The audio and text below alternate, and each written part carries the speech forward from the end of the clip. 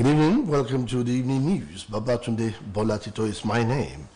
Osho State government effort at ensuring the development of education cannot be successful without the input of stakeholders, individuals, and groups whose contributions in that direction will complement that of the government. As stalwarts of the People's Democratic Party in Obokun local government, Prince Adeku Sibeokewu gave the indication at the commissioning of Governor Ademola Adeleke Game House in Ibokun.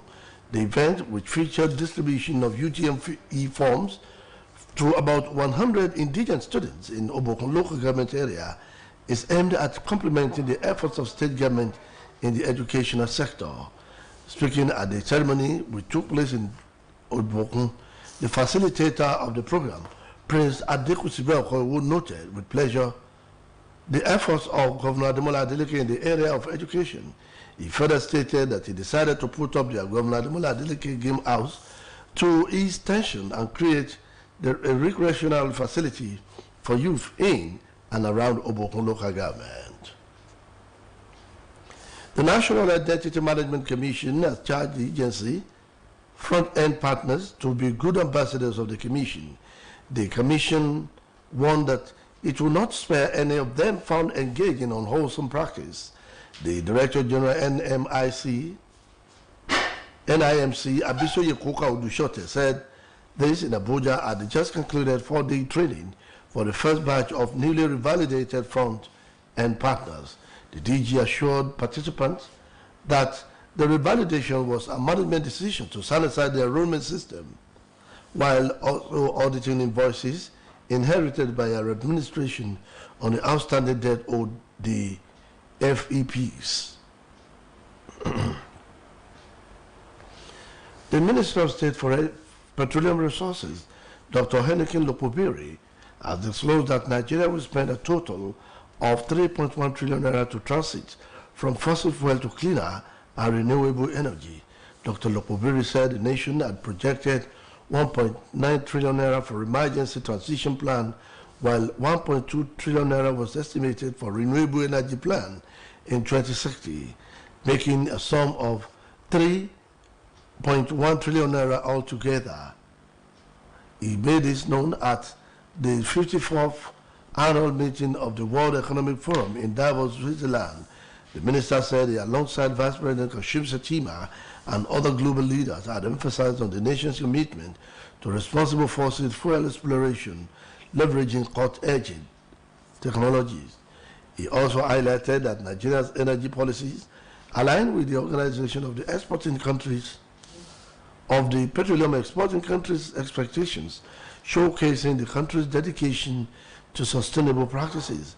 However, on the issue of transitioning from fossil fuels, Lopobiri said Africa, Nigeria in particular, will not rely on aids and grants to transition to cleaner and renewable energy sources in 2060.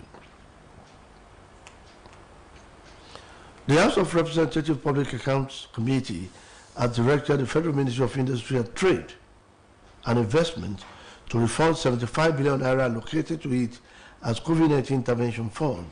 This was as the committee ordered the Ministry of Health to return 10 billion naira released to it to produce COVID-19 vaccines. The resolution was sequel to a motion moved by Basi Akiba, a member of the Labour Party from Cross River State, following the non-appearance of officials of the ministry at the investigative hearing. The committee recently invited 59 ministries, departments, and agencies to appear before it for the commencement of an investigative hearing on the alleged mismanagement of COVID-19 funds. The committee adopted the motion after it was seconded and directed the ministry to refund the said fund to the coffers of the federal government. The Supreme Court has affirmed the election of Delta State Governor Sharif Owevri. The court dismissed the appeals by the All Progressive Congress and its candidate Ovie Omoagege, and the Labour Party and its candidate Ken Pella against the governor. In the Omoagege appeal, the 5-member panel led by Justice Okoro said the appeal lacked merit and appellant was unable to discharge the burden of proof placed on him. The Court of Appeal in Lagos affirmed the election of Oborewori as the governor of Delta State, dismissing the appeal by the governorship candidates of their parties.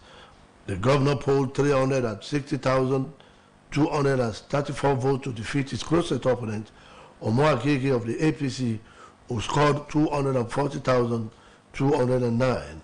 Furthermore, the Supreme Court has affirmed the election of Governor Dapo Abiodun of Ogun State. The appellant Ladi Adebutu and the People's Democratic Party prayed the Apex Court to compel the Independent National Electoral Commission to conduct fresh elections in 99 polling units where elections were allegedly cancelled.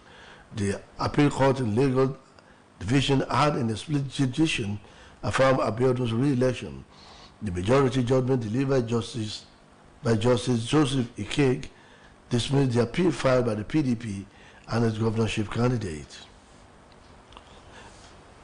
Meanwhile, some women today staged a protest in Nasarawa State to express their displeasure over the Supreme Court judgment which affirmed the election of Governor Abdullahi Sule of the All Progressive Congress. The governorship candidate of the People's Democratic Party, David Ombugadu, had dragged Sule to court challenging his 2023 election victory. However, at the Supreme Court, Justice Kudirat Kekereekun held that the appeal lacked merit.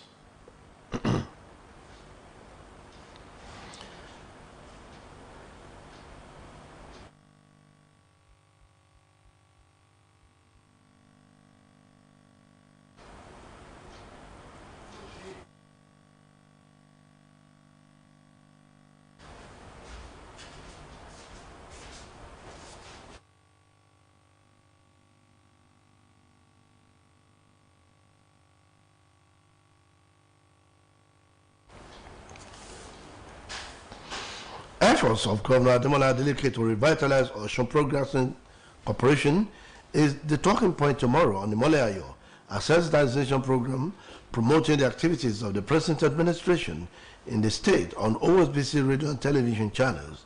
The OSBC board chairman, Engineer Mayowa Olosho, is the guest on the program. We take the air at 6:30 in the evening. Engineer Olosho will also speak on what the people should expect after the installation of the new multi-million naira digital transmitters and the state-of-the-art studio equipment purchased by Governor Ademola Adeleke's administration for all the radio arms of OSBC.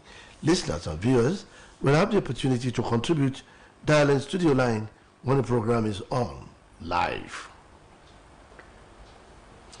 Egypt has come twice to earn a 2-2 draw with Ghana at the African Cup of Nations after losing captain Mohamed Salah to injury in the first half.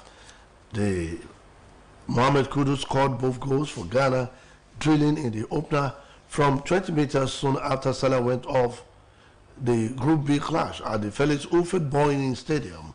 Umar Mamosh pounced on an error to equalize for Egypt midway through second half, but Kudus struck again right away to restore Ghana's lead. The Black Stars were left to rue another mistake as Mustafa Mohamed leveled on 74th minute, leaving Ghana with just 1 point from 2 matches. Egypt are only 1 point better off after back-to-back draws, but their immediate concern will be the health of Salah, whose stoppage time penalty has snatched a 2-2 draw with Mozambique. Ghana have won just one of the last 11 AFCON matches. They were stunned 2-1 in the first game by Cape Verde, the smallest nation in the tournament, who can clinch our last 16th place and top spots in the group with victory over Mozambique today. And now to foreign stories. The spokesperson of the government of Burkina Faso, Rimtalba Werogo, has denounced that he called an umpteenth attempt at destabilizing the Sahelian nation. He said a coup attempt had been foiled and alleged coup plotters arrested, citing findings of preliminary investigation. He said the coup was scheduled to take place this week. He added that a network of military officers, some retired, some active, as well as civilians and activists, conspired to destabilize the institutions of Burkina Faso.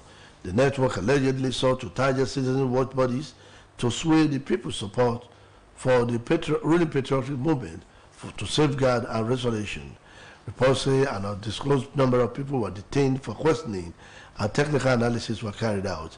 This government spokesperson said intelligence services and offenses and defense forces are vigilant.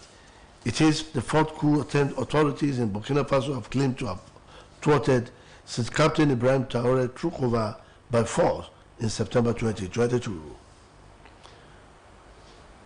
And that ends the evening news on OSBC TV. Please join us at 7 for the major report. Good evening.